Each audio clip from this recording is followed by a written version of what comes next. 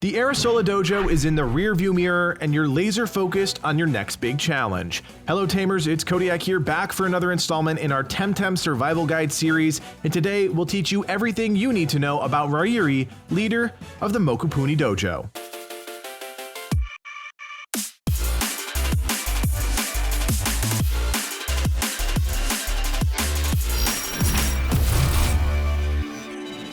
Before we get started, I thought it'd be important to share some information that can set you on the right path. Nothing is more frustrating than feeling stuck, so hopefully this insight can give you a slight advantage moving forward.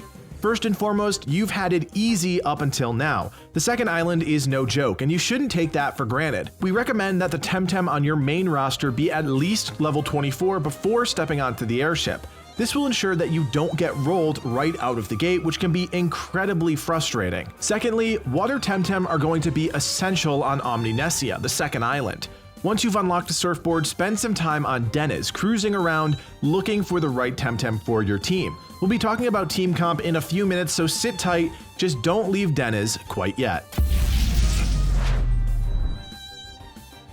Alright, so let's talk about the Mokopuni Dojo. It's a bit confusing since there are actually two dojos on the second island, but this is your next stop. The dojo is located here for anyone confused. This dojo is definitely more straightforward than the Arasola Dojo, but what it lacks in complexity, it makes up for in power.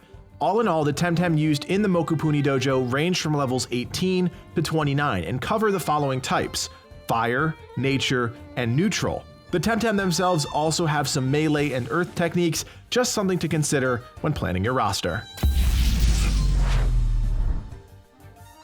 Unlike the Arasola Dojo, there isn't really a puzzle element to the Mokopuni Dojo. If you've ever heard of or played Frogger, this should be pretty straightforward, moving across the platforms at the right time.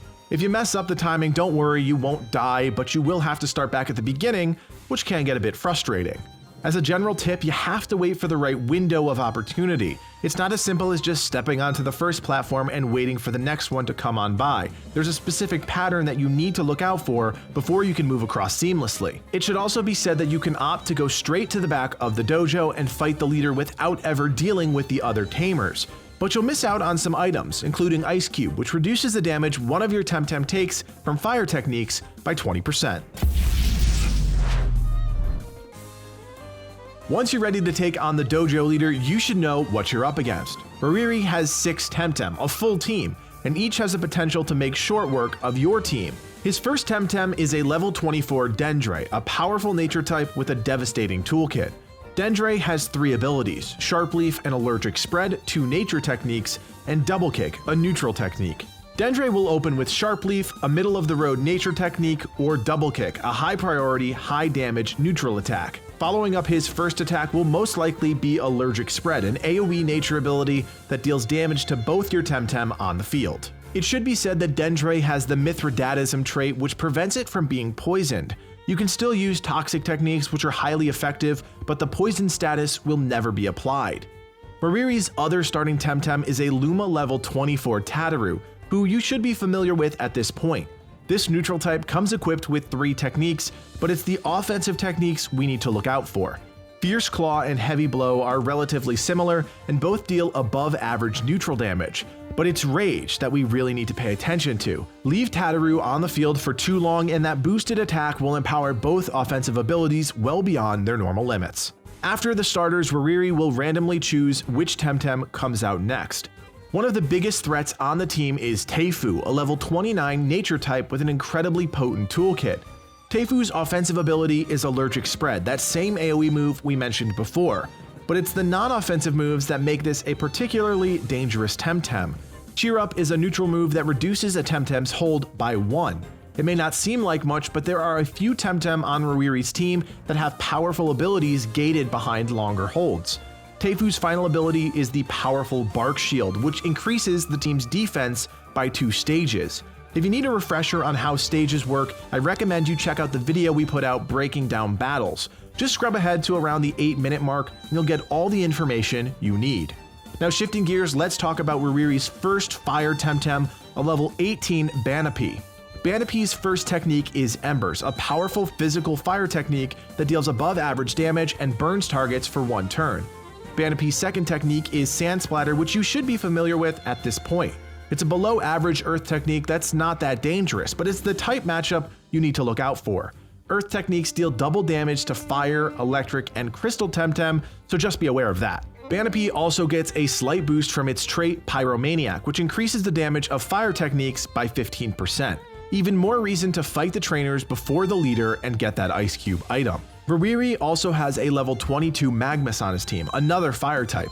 Magmus only has one offensive ability, a physical fire technique called Warm Cuddle that deals moderate damage. In conjunction with his other technique, Rage, Warm Cuddles can be dangerous, so try and dispatch Magmus as quickly as possible. The final Temtem on the team is Raze, a level 28 fire type, and we have certainly saved the biggest for last. Raze is deadly from top to bottom and easily the most dangerous Temtem on Rawiri's team. Raze can open with one of two moves: Embers, a physical fire technique that deals above average damage, or Fierce Claw, a physical neutral technique that deals high damage. Raze's third technique is Fire Tornado. This technique deals 145 base damage and is one of the most deadly offensive abilities in the game at this point. The technique alone can rip through your team with ease, but it does have a few drawbacks which give you the opportunity to strike. Fire Tornado costs 22 stamina, which is an insane amount. It's also gated behind holds and can't be used until the third turn. This means getting Raze out of the fight should be your top priority, especially if Teifu is on the field using Cheer Up to reduce holds. Finally, we should point out that Raze has the Demoralize trait. When summoned to the field, your team will have its speed stat reduced by 1 stage. So let's talk about your team and the Temtem that will put you in the best position for success.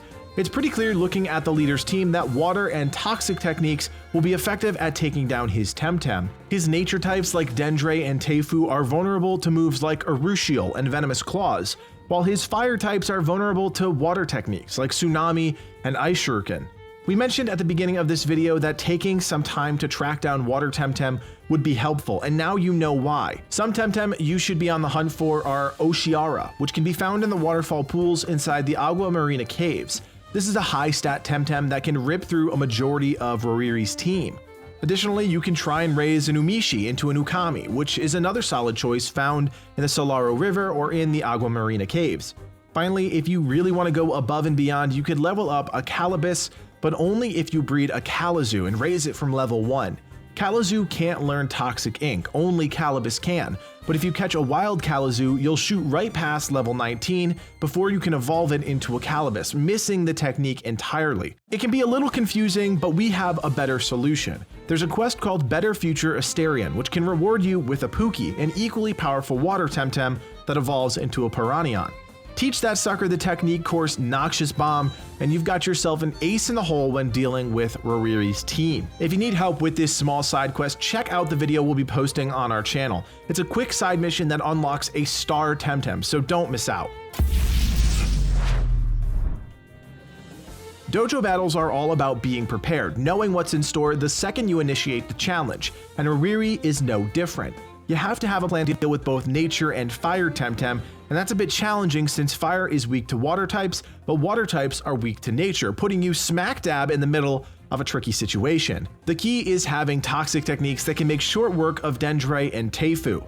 Clearing them off the field means your water types can mop up the rest of Rawiri's team without any serious threats. Again, you have to come prepared. Toxic techniques like Noxious Bomb cost a boatload of stamina, so having Ether Plus ready to go will allow you to quickly dispatch of the enemy.